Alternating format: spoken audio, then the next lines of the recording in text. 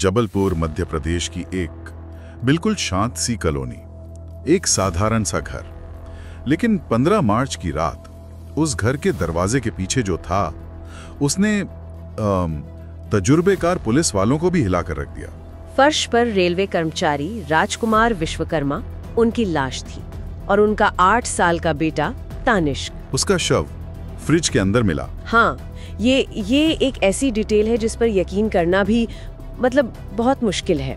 अपराध की क्रूरता तो है ही, लेकिन एक बच्चे के साथ ऐसा, ये किसी भी तर्क से परे है। जांच में जो नाम सामने आया वो कोई अजनबी नहीं था, वो था परिवार की ही नाबालिग बेटी का प्रेमी मुकुल सिंह। वजह, परिवार उनके रिश्ते के खिलाफ था। लेकिन ये सिर्फ एक ना का मामला तो नहीं था, है ना? बिल्कुल नहीं।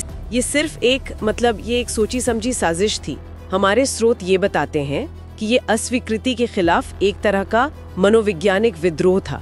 जब किसी युवा को ना सुनने की आदत नहीं होती तो वो उसे अपने वजूद पर हमले की तरह देखता है। यहाँ चापड़ खरीदना सिर्फ हत्या की तैयारी नहीं थी, वो अपनी खोई हुई ताकत को वापस पाने का एक प्रतीक भी था। हाँ, और ये सिर्फ अस्वीकृति भी नहीं है, ये मालिकाना हक जताने जैसा है कि अगर तुम मेरी नहीं हो सकती तो तुम अपने परिवार की भी नहीं रह सकती।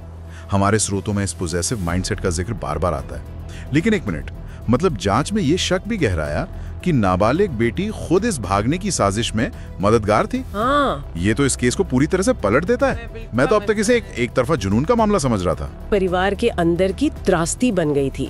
बेटी की भूमिका पर स्रोतों में 2 तरह की थ्योरीज हैं। एक कि वो मुकुल के प्रभाव में थी, एक पीड़ित जिसे कोअर्सिव कंट्रोल का शिकार बनाया गया, और दूसरी कि वो एक एक्टिव भागीदार थी जो अपने परिवार की बंदिशों से आजाद होना चाहती थी। अच्छा, सच शायद इन दोनों के बीच कहीं है। और इसी शक के साथ शुरू हुई एक लंबी लुका छिपी, जबलपुर से दिल्ली, हरिद्वार, फिर राजस्थान।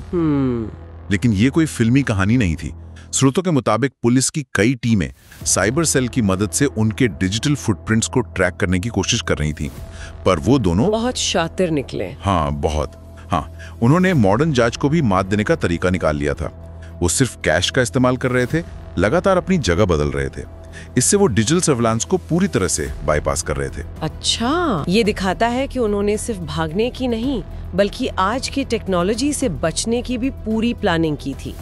हर सीसीटीवी फुटेज में वो दिखते थे, पर पकड़ में आने से पहले ही गायब। तो इस 2 महीने की लंबी भागदौड़ का अंत कैसे हुआ? बहुत ही साधारण तरीके से। लड़की हरिद्वार में पुलिस के हाथ लग गई, और ये खबर मिलते ही कुछ ही घंटों बाद मुकुल ने खुद